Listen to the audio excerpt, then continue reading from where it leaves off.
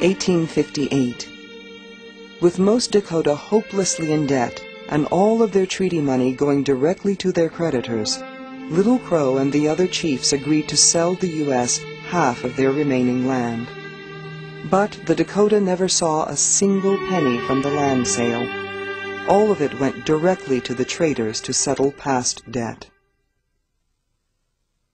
The Dakota, once thriving and self-sufficient, were now totally dependent and hungry.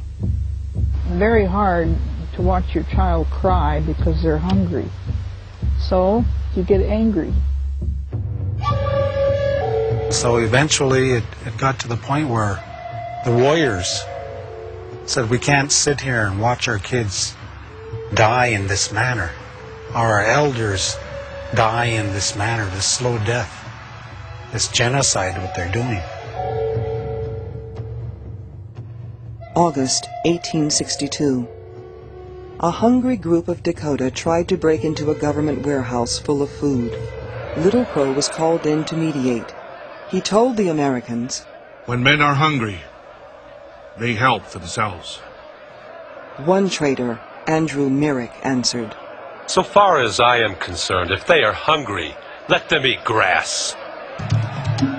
These words set fire to the smoldering rage of the Dakota and triggered a chain of tragic reactions.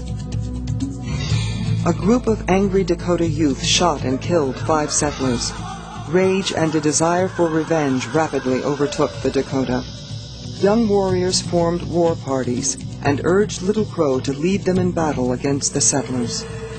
Little Crow, who had long sought to find ways to peacefully deal with the settlers and their government, reluctantly agreed to lead the Dakota in what he believed was a hopeless campaign of violence. For the next 5 weeks, Dakota rage spread across the land like prairie fire.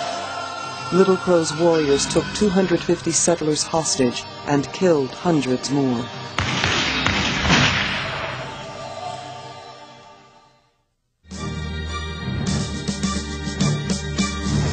Finally, 1,600 men under the command of General Sibley descended on the warriors at Wood Lake.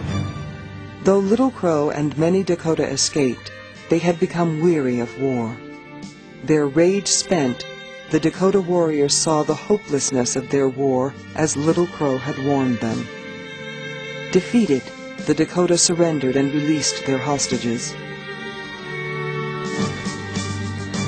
400 settlers had been killed. The Dakota would have to pay.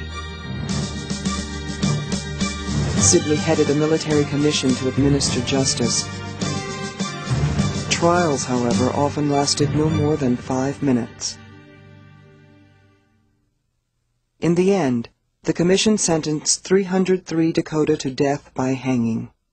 Despite the angry protests of the citizens of Minnesota, President Abraham Lincoln reduced the number of condemned Indians to 38. December 1862, Mankato, Minnesota.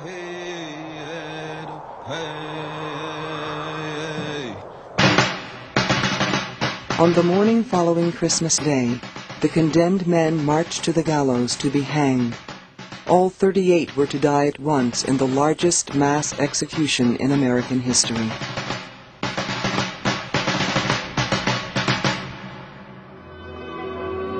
The remaining Dakota Indians were forced to leave their ancient homeland in Minnesota for a distant reservation in what is now the state of South Dakota.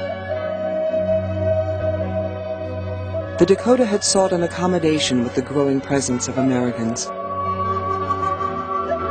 They had tried to live as the American government directed, yet in the end, the Dakota were alienated from the land of their ancestors.